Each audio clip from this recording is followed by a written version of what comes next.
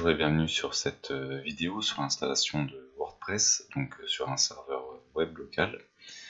Alors dans une récente vidéo, je vous avais montré l'installation d'un serveur web local, en l'occurrence XAMPP, que vous pouvez voir ici. Donc on va avoir besoin de ce dernier pour l'installation de WordPress. Alors dans celui-ci, une fois qu'il est lancé, il faut activer, en allant dans Action, vous devez avoir Start, le module Apache et le module MySQL. Donc ça va nous permettre également d'avoir notre base de données comme ça avec MySQL. Donc une fois que ceci est fait, il faut que vous alliez sur le site de WordPress. Vous mettez WordPress.fr et là vous aurez fr.wordpress.org. Vous cliquez dessus, vous récupérez donc la dernière version en français de WordPress. Donc actuellement c'est la 4.8.2. Je l'ai déjà téléchargé. Une fois que vous l'avez téléchargé, vous la dézippez tout simplement. Donc clic droit et extraire le dossier. On voit qu'il est ici.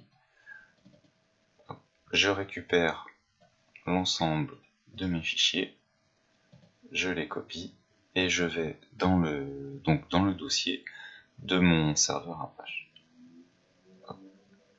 Alors donc c'est dans XAMPP, htdocs. Et donc, ici on voit que j'ai déjà des fichiers, bon c'était pour le test de la dernière vidéo, donc je peux créer un grand fichier test, c'est pas très important. Je vais tout mettre dedans.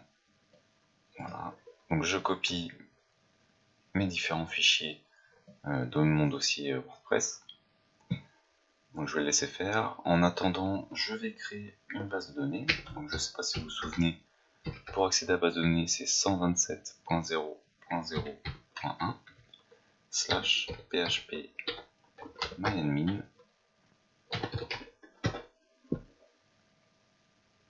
Et là, on va pouvoir donc accéder à notre base de données, enfin au serveur de base de données. Voilà, donc notre serveur s'affiche.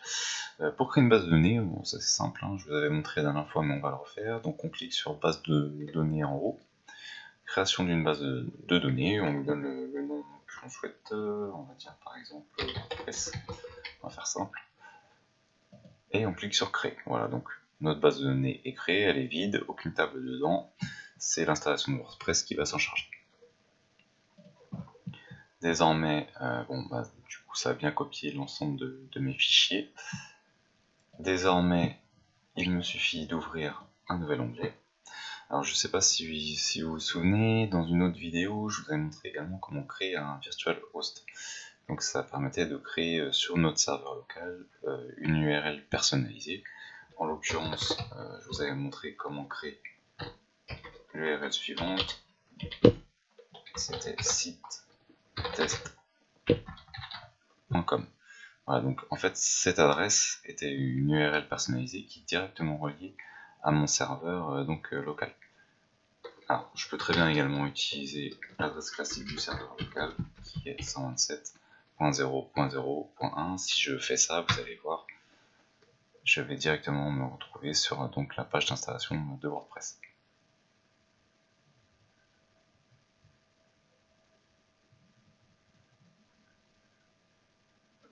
Voilà, donc comme je vous le disais, moi j'avais déjà créé en fait une URL personnalisée, donc je vais utiliser celle-ci. Mais c'est le même principe, hein, donc je suis sur mon serveur local, mais simplement avec une URL personnalisée. Je vous invite, si vous voulez faire de même, à consulter la vidéo sur les virtual hosts.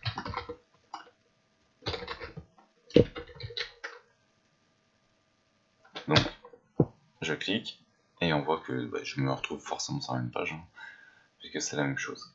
Donc, pour installer WordPress, il me suffit de cliquer sur c'est parti, donc on m'indique les différentes étapes et ce dont j'aurai besoin, donc notamment la création de ma base de données. Voilà, donc tout simplement ici, on va donner le nom de la base de données. Donc c'est celui qu'on vient de donner, en plus on a donné le même, je me souvenais plus que c'était ce nom-là, mais du coup on a donné le même nom à la base de données, qui est ici, donc WordPress. Donc je lui laisse le nom WordPress. Si je lui avais donné un autre nom que WordPress, c'est ici qu'il fallait le renseigner. L'identifiant, lorsqu'on est en local, donc c'est root généralement. Enfin, si vous n'avez pas de choix paramètre d'exemple, c'est root. Le mot de passe par défaut, il n'y en a pas, sinon vous pouvez le rajouter directement dans votre base de données en allant donc dans les options. L'adresse de la base de données, donc c'est localhost, on peut mettre 127.0.0.1. Et je vous invite ici à modifier le préfixe des tables. Effectivement, c'est déconseillé pour des raisons de sécurité de garder le préfixe WP, donc on va mettre un petit peu n'importe quoi, je vais mettre NBP, et ensuite il ne me reste plus qu'à valider. Voilà, donc il me dit que la communication avec ma base de données est parfaitement établie, il ne me reste plus qu'à lancer l'installation. Donc ici, pour l'installation, on donne un titre. Alors on va dire site de test, un identifiant. Bon, je vais pas aller chercher loin, je vais mettre mon prénom. Et un mot de passe. Donc je vous laisse mettre le mot de passe que vous souhaitez. Pour l'exemple, je vais remettre le même mot de passe, Fabien, mais je vous conseille de mettre un mot de passe assez fort pour éviter donc les piratages notamment.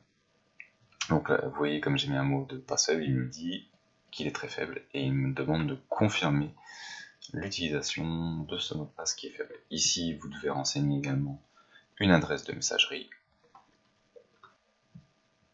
Donc je vais mettre une fausse adresse, en l'occurrence 00@sitest.com. Donc là, il va vous demander également si vous souhaitez ou non donc la visibilité sur les moteurs de recherche. Donc est-ce que vous autorisez l'indexation par les moteurs de recherche de votre site? Bon, on est en local, donc ça sert pas à grand chose.